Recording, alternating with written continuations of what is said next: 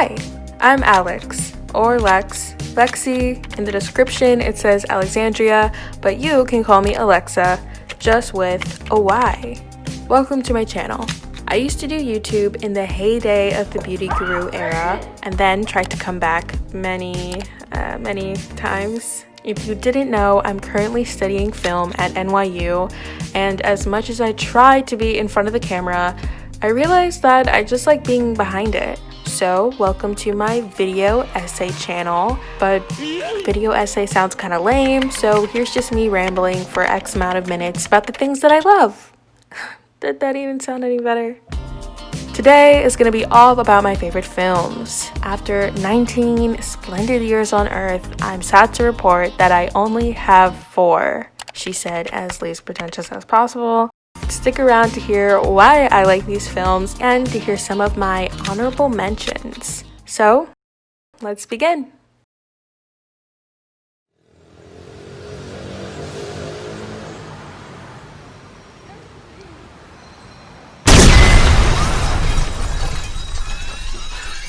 This was my first film I ever called one of my favorites.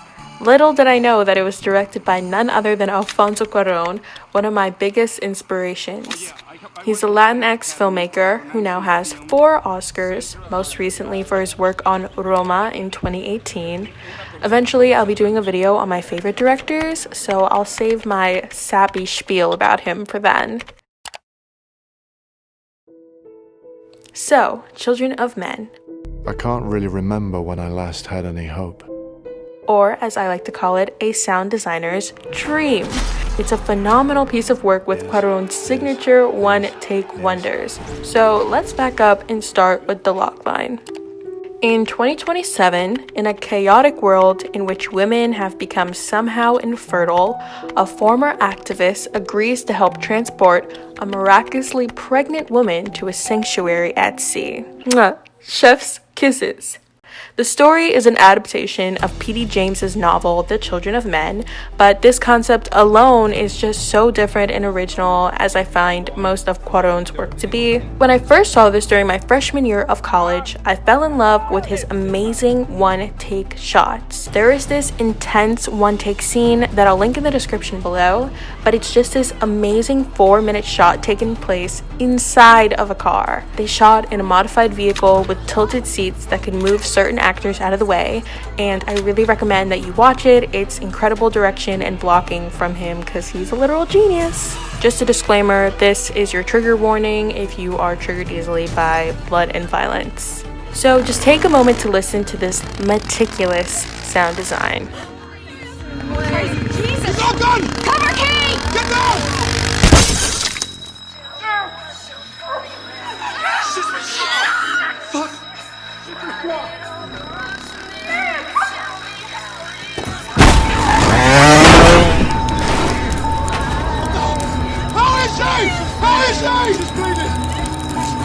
She's bleeding everywhere! Yeah. Shout out to his right hand, Manuel Lubezki, for this epic cinematic shot, and shout out to the motorcycle stuntman. Now, if you think I ruined this movie, we are barely 20 minutes in, people, and this is just one of the phenomenal one-take shots Cuarón has in store for Children of Men.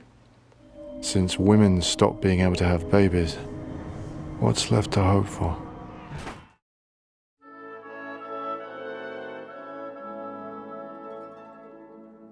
So my next and final 3 favorites will all have a certain theme tied to them: the arts and music.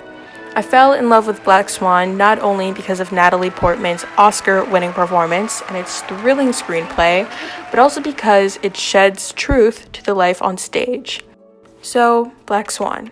A committed dancer struggles to maintain her sanity after winning the lead role in a production of Tchaikovsky's, I will never get that, I'm so sorry, production of Tchaikovsky's Swan Lake. This committed dancer's name is Nina, played by Natalie Portman. Darren Aronofsky takes us on a psychological thriller showing what great lengths Nina will go through just to be perfect. This includes embodying the darker side of her in order to play both the white swan and the black swan to the director's liking. The point of view in this film is amazing, and the cinematography does an amazing job of telling whose eyes we're looking through. Take this scene, for example. In this shot, we see Leroy's point of view. Then there's this brilliant sequence short after in Nina's. Attack it! Attack it! Come on!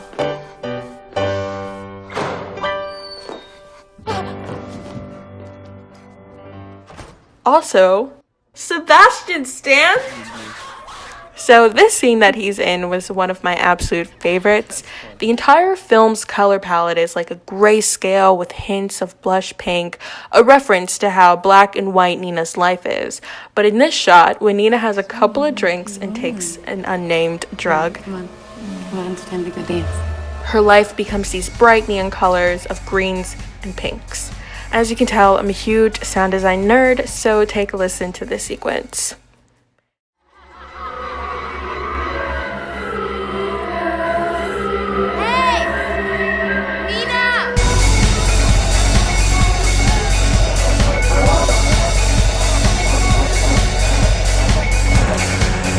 Even the overall editing of Black Swan is why it's one of my favorites. This sounds familiar, right?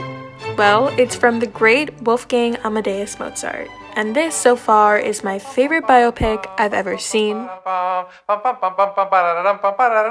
I know that. Oh, that's charming. I'm sorry, I didn't know you wrote that. I didn't. That was Mozart. What do I even start with? The amazing costume and production design, the makeup. Should I just list all 8 Oscars this film won in 1985? As a big lover of both music and cinema, I get chills every time I watch this film. So I present to you Amadeus, the life, success, and troubles of Wolfgang Amadeus Mozart, as told by Antonio Salieri, the contemporaneous composer who was insanely jealous of Mozart's talent and claimed to have murdered him.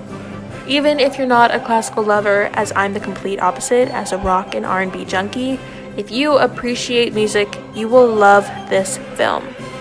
The acting, directing, writing, art direction, costume design... Okay, you caught me. I'm reading off their Academy wins, but the one you know I'm of course going to talk about is the sound.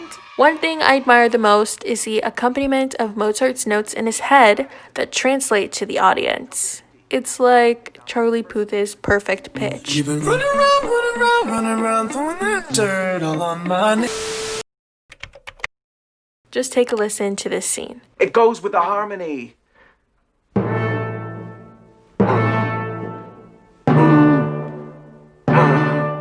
Yes, yes, yes.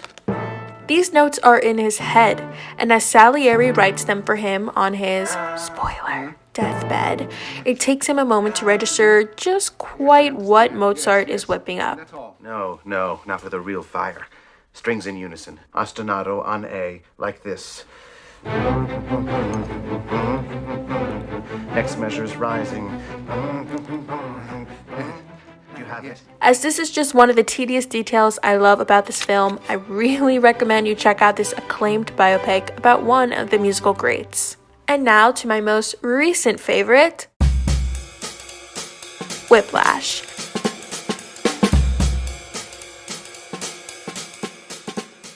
Damien Chazelle has instantly become one of my favorite directors. His love for jazz always accompanies his films. If you haven't seen Whiplash, you've probably at least heard of his acclaimed La La Land. Whiplash is about a promising young drummer who enrolls at a cutthroat music conservatory where his dreams of greatness are mentored by an instructor who will stop at nothing to realize a student's potential. Everyone and anyone knows this scene. I have to play it for you again because just as I loved that Black Swan brought light to the truth on stage, here's another piece of truth, though exaggerated, about life in rehearsal. Yes, what is that? Down to 16th. Sight read measure 101. Okay, I had to change the pitch of the scene for copyright reasons. I'll leave the original linked in the description below. So let's continue. Are you in a fucking acapella group? Play the goddamn kit! Now answer my question. Were you rushing or were you dragging? Answer! Rushing. Oh my dear God. Are you one of those single tear people? Do I look like a double fucking rainbow to you? Usually it's super easy for me to know what'll happen next in a film, but there were two moments I was completely shocked by, and this is why I love Damien. He uses both his passions and writes uniquely original screenplays. Without concluding in a spoiler, Whiplash's ending was the first time my jaw dropped at such a conclusion. So do yourself a favor and watch it. One thing I love about my current favorite film list is my vary in genre. There's sci-fi, psychological thriller, period piece, music drama, but don't worry, I didn't forget about my honorable mentions, and actually, I have a few. Both for the writing, I loved The Social Network, directed by David Fincher, and the 1946 film The Best Years of Our Lives. Andrew Garfield's best performance will always be his role as Eduardo in The Social Network, and The Best Years of Our Lives is a heartfelt romance I really recommend for anyone who wants to be in a sappy mood. I love you. The Dead Poets Society is a recent honorable mention of mine. I was an avid House watcher with my mom, so it was cool to see Robert Sean Leonard in a different role. The overall message from the film is what resonated with me the most. Powerful play goes on, and you may contribute a verse. Will your verse be? And just for fun, Tangled is my favorite animation. You really cannot beat this scene. But I did just recently start watching Studio Ghibli's films. I finished Kiki's Delivery Service the other day, and Ponyo has always been one of my childhood faves. Hey, this is fun! Ow! Ponyo! So, what do you guys think about my favorites? If you guys want to eventually see an updated version of this list, as I'm sure there will be many as I grow as a filmmaker, make sure to give this video a big thumbs up and subscribe. Comment down below your favorite films, and if you have any recommendations, I'm open to all sorts of genres, so leave them all below. To keep updated on the films I'm watching, I've linked my letterbox down below. I'm kind of a critic, so be aware. Anyway, thank you guys so much for watching this week's video, and I will see you, but you won't see me, you'll hear me. Get it? Next week. Peace out, guys. Bye!